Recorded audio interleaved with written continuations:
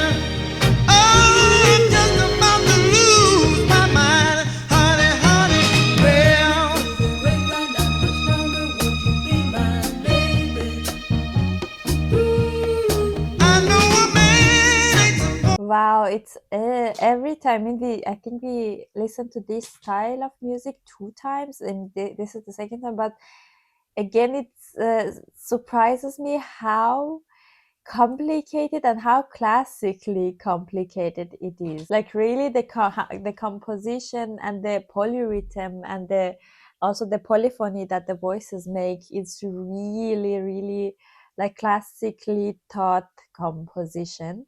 It's actually the beginning of it. It's reminded me of the exam that I had a couple of days ago. It was an ear training exam on the university, and you had to. It was a rhythm dictation, and you had to hear and write the rhythm. 4 different percussion would make a loop, and the rhythms were also not really like classic. They had like a little bit of like, I don't know, African Latin rhythm into it, and at least the loop would make the poly rhythm would make like that. And the beginning reminded me of like that a little, because I think the first loop that started was on a downbeat, or I'm confused even. And then the second thing that started, or the third thing that started, was on different, like upbeat or downbeat. And then at some point you lost even which one was upbeat, what is upbeat, what is downbeat, because of the loop and the polyrhythm that they make together. And it's really interesting. It's like really like a brain scratch. It scratches your brain to listen to it.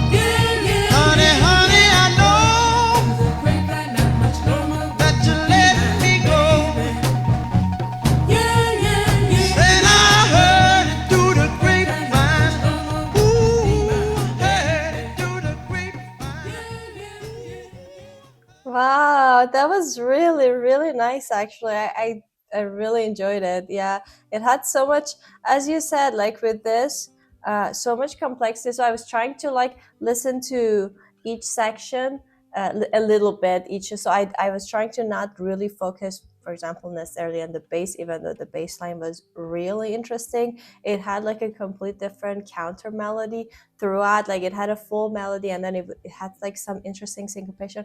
But I was also trying to focus on the strings, that they would respond different texture and layers, but also his voice. There was a lot going on, and I think that's what makes it very interesting, because I think every time you listen to it, there's new things to discover. The thing that once I shifted my focus to his voice, because I was like, okay, just listen to his voice as well, not just the lyrics that you see. His voice had an extraordinary ability to switch different parts of the voice so smoothly. Like we heard so much falsetto in like specific words, and then he would go from his chest voice, or like his other, like the middle part of his voice, all the way to falsetto for just one word, and would come back.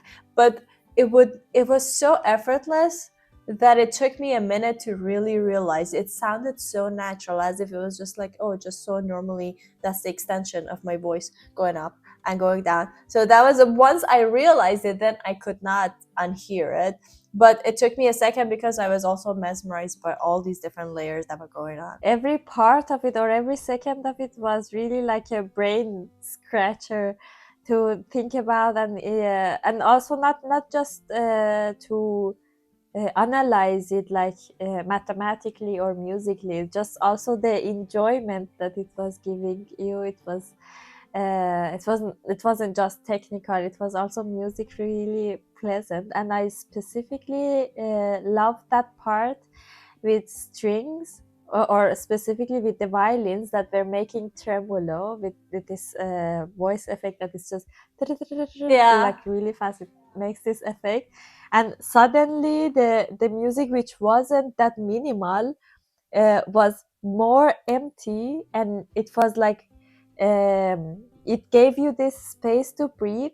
And also, even though there were like not really less instruments, I think there were even like two violins playing, or at least two layers, like two voices, and also other instruments. But the how they composed this part was really give you free space.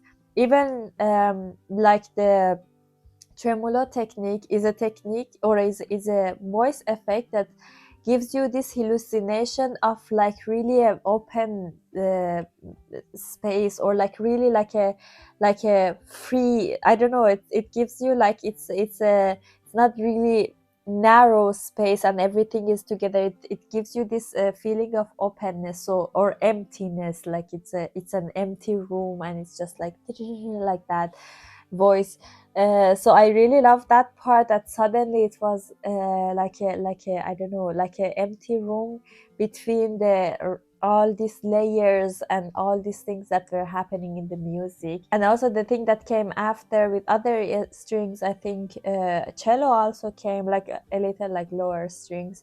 Also it was really satisfying, and it was like such a nice usage of string section in the song. Yeah, something else that I really wanted to like just touch a little bit on is the harmony. I was trying to figure out what chord is it that suddenly like sounds very surprising, and the first time that we hear that chord is actually on the word surprise. So again, it's very interesting, because we are in D minor. I know the original, it says we are in E flat minor, but apparently you do something to the guitar that I don't understand.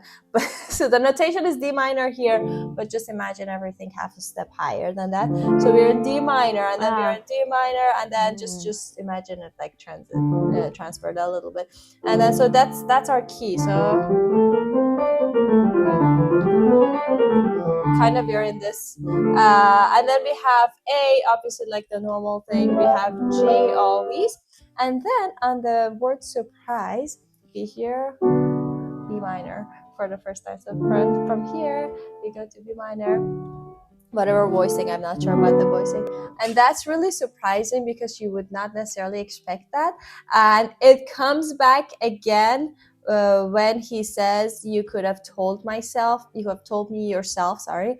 And then again on that again, so every time that he's talking about, I don't know, like surprising or like kind of like regret or something, it's just so interesting that that harmony just shows up, and for a little tiny second it feels like we're out of that D minor space, and then we're back, or like, do you plan to let me go? Like sometimes in that it comes in the bridge, like right before the chorus every time. So that was just like a very nice surprise a little bit. That's why I'm saying it's just like challenging to like listen to, because there are like some moments to really, as you said, scratch your mind, but at the same time so accessible because it's just very also fun to listen to, and it doesn't really like, it doesn't require you to analyze it to really enjoy it. So I think to enjoy it, so it's I think that's what I got from this style of music so far, which is very, I think that's very admiring, to be like accessible but at the same time challenging. So I thoroughly enjoy the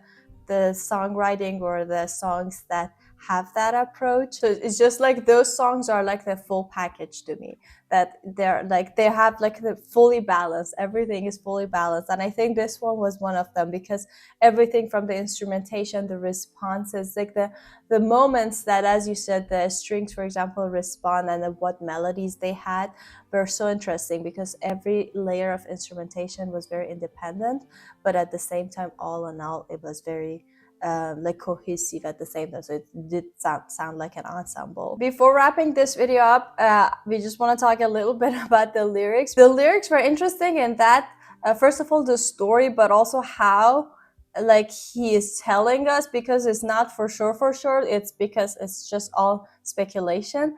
But also it had so many different emotions in the lyrics, because it's as if you are just also experiencing the way that he's telling you that, oh, this happened and this happened. It's actually like just, you're just listening to the story or hearing it for the first time, and every part of the story is like, oh my god, like, so you're shocked, but then you're sad, you're heartbroken, you're angry. Like the storytelling through the lyrics had all these emotions, and it was so amazing that his voice had also all these different like emotions and characters. You could really, I feel like, I don't know if he actually experienced that or not, I don't think so, because he didn't write this song, but it really felt like he's experiencing all that in the moment, and then he's retelling us the story. And every part, when he gets to the part that he is, for example, angry, you can really feel that. When he is shocked, or when he feels like he's betrayed, you can really feel all these different emotions. So that was definitely interesting, but also different